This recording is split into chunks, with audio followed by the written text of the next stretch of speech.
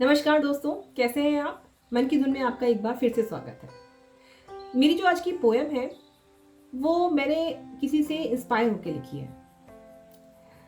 अभी कुछ दिनों पहले मैं नारायण मूर्ति जी का एक आर्टिकल पढ़ रही थी, जो मुझे बहुत अच्छा लगा। उन्होंने उस आर्टिकल में लिखा हुआ था कि आप बच्चों के फ्रेंड्स तो बनिए, बट उनके पेरेंट्स बनना मत छोड़िए। आजकल मॉडर्न लिविंग में क्या हो गया है कि हम बच्चों को डांटना ही भूल गए हैं। जैसे हम बच्चों को डांटते नहीं है, वो कितनी भी बड़ी गलती कर दे तो हम एज ए फ्रेंड की तरह उन्हें समझाते हैं। जी नहीं, मैं बिल्कुल आपसे नहीं कह रही कि आप उन्हें उनसे दोस्ती मत कीजिए या उन्हें एक स्ट्रिक्ट पेरेंट की तरह हैंडल कीजिए। जी नहीं, पर समटाइम्स अगर बात आपकी सेल्फ रिस्पेक्ट पे, सेल्फ स्टीम पे आ रही है तो प्लीज़ उन्हें पेरेंट्स की तरह हैंडल कीजिए, क्योंकि उनके पास शेयर करने के लिए बहुत सारे दोस्त हैं। बट उनके पास उन्हें समझने के लिए उनके पास एक ही सेट ऑफ पेरेंट है। तो प्लीज़ जहाँ वो गलती कर रहे हैं तो प्लीज़ उन्हें एज ए पेरेंट की तरह समझाइए। कई बार क्या होता है कि छोटी छोटी गलतियाँ जिन पे हम आज उनको अवॉइड कर रहे हैं या उन्हें डांट नहीं रहे हैं, वो कई बार बड़े होकर एक बड़ी गलती का रूप ले लेती है। उस समय अगर हम उनको डांटेंगे या उनको समझाएंगे तो शायद उनको समझ में नहीं आएगा। तो प्लीज़ उनको पेरेंट्स बन के आप प्लीज़ उनको पेरेंट्स बन के ही कुछ कुछ चीज़ों में समझा सकते हैं। तो दोस्त बनना भी ज़रूरी है और उनके पेरेंट्स बनना भी ज़रूरी है। उनको पेरेंट्स बनना बिल्कुल मत छोड़िए।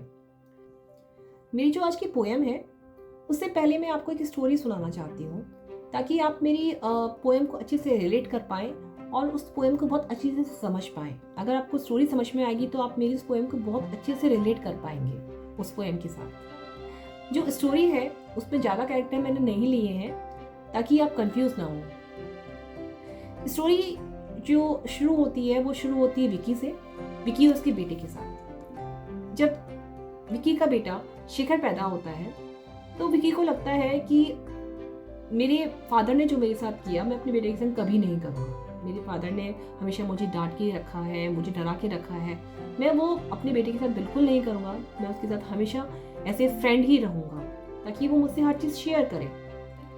तो जब शिखर पैदा होता है तो विकी उसको ऐसे फ्रेंड की तरह ही रखता है, उसे कभी डांटता ही नहीं है। जो वो बोलता है, जो वो जिद करता है, उसकी हर जिद पूरी करता है। जो उसने जैसा बोला उसको करने के लिए विकी उसकी हर बात मानता रहता है। जैसे जैसे शिखर बड़ा होता रहता है तो वैसे वैसे विक्की भी एक तरीके से शिखर के साथ बड़ा होता रहता है, पर उसे कभी डांटता नहीं है।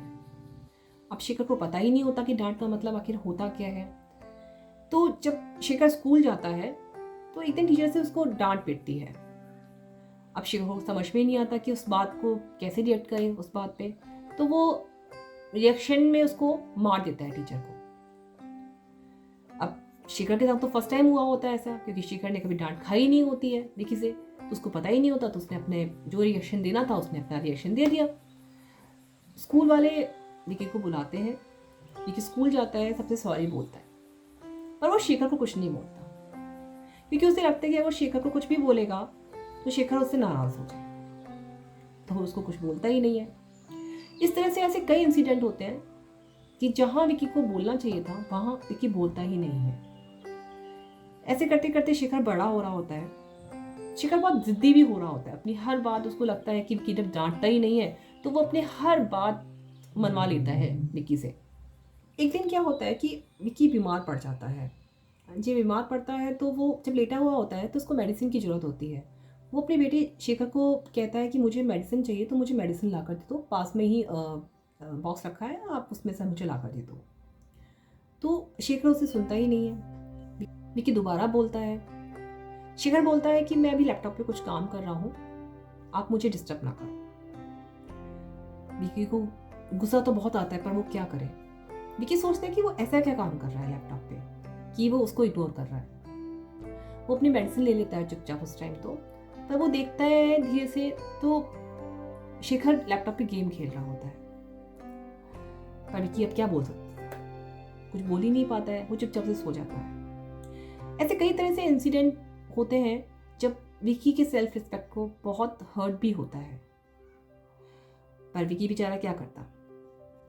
शिखर रोज एक नई डिमांड लेके आ जाता है विकी के सामने, कभी कोई टॉयज की, कभी कोई नए गैजेट की। विकी भी उसकी सारी डिमांड पूरी करता रहता है हमेशा। ये देखिए, शिखर के जो दोस्त होते हैं वो हमेशा विकी को एक कूल डैड मानते हैं। वो शिखर से हमेशा यही बोलते हैं कि तेरे डैड तो बहुत कूल है, जो हमेशा तेरे को सारा सामान ला कर देते हैं, जो तू बोलता है वही करते हैं। उन्होंने कभी देखा ही नहीं होता है विकी को, कभी शेखर को डांटते हुए। हमेशा यही देखा होता है कि शेखर उसे इंस्ट्रक्शन दे रहा होता है और विकी उसको सुन रहा होता है। विकी को बहुत अच्छा लगता है जब शेखर के फ्रेंड्स उसके कूल डैड बोलते हैं। उसे लगता है कि शेखर भी शायद विकी को अपना आइडल मानता है। वो मन ही मन बहुत खुश होता है। एक दिन जब शेखर का बर्थडे आता है तो विकी उसके लिए एक पार्टी ऑर्गेनाइज करता है बाहर। जब वो शेखर से बोलता है चलने के लिए साथ में कि चलो हम लोग पार्टी में साथ चलते हैं, तो शेखर उसको ये कह के झड़क देता है कि यह यंग लोगों की पार्टी है, यहाँ पे आप जैसे बूढ़े लोगों का कोई काम नहीं है। मैं आपको बिल भेज दूंगा इवनिंग में और आप उसको पेमेंट कर देना बस। शेखर ये कहते निकल जाता है विकी से। विकी को उस समय भी बहुत बुरा लगता है, पर वो कुछ बोल नहीं पाता। उसे लगता है कि ठीक है, इट्स ओके। वो समझता है कि ठीक है, यंग लोगों की पार्टी है और रियली में उसका क्या काम। वो सोचता है कि जब वो शेखर आएगा तो नाइट में केक काट के वो पार्टी कर लेगा साथ में।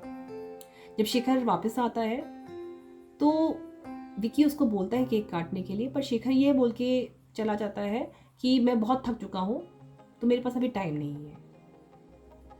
विकी को बुरा तो बहुत लगता है, उसकी सेल्फ स्टीम पे एक बार फिर से आहत पहुंचती है, पर वो कुछ नहीं बोल पाता। इस तरह से कई इंसिडेंट होते हैं। कई बार शेखर विकी की सेल्फ स्टीम को हर्ट करता है, बट वो कुछ नहीं बोल पाता। कुछ दिनों बाद शेखर उससे जिद करता है कि उसे लॉन्ग ड्राइव पे जाना है, तो उसे कार की कीज चाहिए। विकी पहले तो मना करता है, पर ये सोच के दे देता है कि ठीक है, अगर आसपास के उसके फ्रेंड्स जा रहे हैं तो शायद उसे भी दे देनी चाहिए। कीज देकर फिर अपने आप पे एक बार वो प्राउड फील कर रहा था कूल डैड होने का। शेखर कीज ले जाता है। थोड़े टाइम बाद विकी के पास एक फोन आता है। उसे पता चलता है कि उसकी गाड़ी से किसी का एक्सीडेंट हो गया।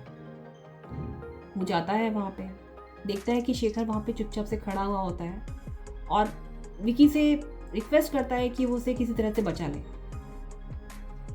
विकी सारा इल्जाम अपने ऊपर ले लेता है शेखर को बचाने के लिए। और जो शेखर के दोस्त होते हैं वो विकी की तरफ देखते हुए बोलते हैं कि वाह शेखर, तेरे पापा कितने कूल है ना। और विकी मन में सोच रहा होता है, सहमा सा खड़ा हूं मैं फिर से तेरी गलतियों को छुपाता हुआ। सहमा सा खड़ा हूं मैं फिर से तेरी गलतियों को छुपाता हुआ, बाप होकर भी तेरे सामने सर झुकाता हुआ। पर ये दीवार तो मैंने खुद ही गिराई है, पर ये दीवार तो मैंने खुद ही गिराई है। बेटा तुझसे दोस्ती करने की कीमत आज चुकाई है। बेटा तुझसे दोस्ती करने की कीमत आज चुकाई है।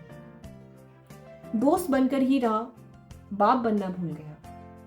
दोस्त बनकर ही रहा, बाप बनना भूल गया। इसीलिए बेटा शायद तू मेरा सम्मान करना भूल गया। कभी सोचता हूँ पापा ही अच्छा था, कभी सोचता हूँ पापा ही अच्छा था, फटकार तो सकता था।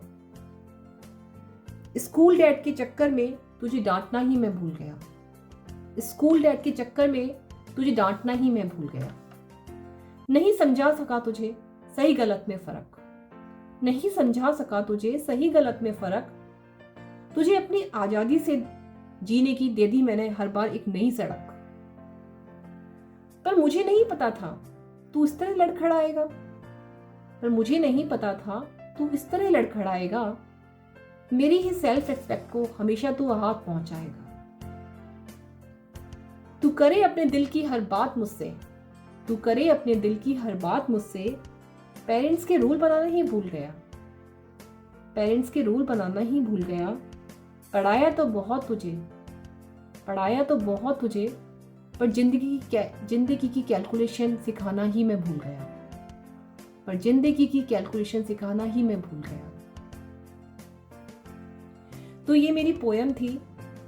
आई होप कि आप लोगों को अच्छी लगी होगी और शायद आप मेरी स्टोरी को इस पोयम से रिलेट कर पाए होंगे कि मैंने आपको वो स्टोरी किस लिए सुनाई थी। आई होप आपको मेरी पोएम पसंद आई होगी।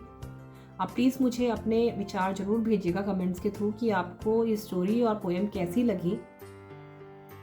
देखिए, हर किसी को अपना फ्रीडम ऑफ एक्सप्रेस होता है और होना भी चाहिए। I agree with that.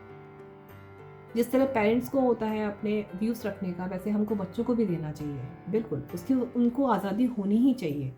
But हमें ये भी ध्यान रखना चाहिए कि इस आज़ादी का वो गलत फ़ायदा ना उठाएं और हमारी फीलिंग्स को हर्ट ना करें, और हमारे सेल्फ रिस्पेक्ट को और ईगो को बिल्कुल भी नहीं।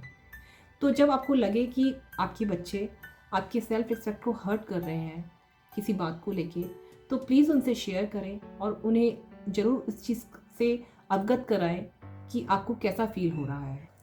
इसीलिए मैंने आपको ये पोएम आज स्टोरी के थ्रू समझाई, ताकि आप समझ पाए इस टॉपिक को। तो जिन्होंने मेरे चैनल को सब्सक्राइब नहीं किया है, प्लीज़ सब्सक्राइब कर लो। प्लीज़ मुझे अपने लाइक कमेंट्स लिख के भेजिए, ताकि मुझे पता चले कि आप मेरी पोएम्स को पसंद कर रहे हैं या नहीं। जो भी आपके कमेंट्स हो, प्लीज़ मुझे लिख के भेजिए। मन की धुन के साथ जुड़े रहने के लिए बहुत बहुत धन्यवाद, और मेरी कविताओं को सुनने के लिए भी आपका बहुत बहुत धन्यवाद। Thank you.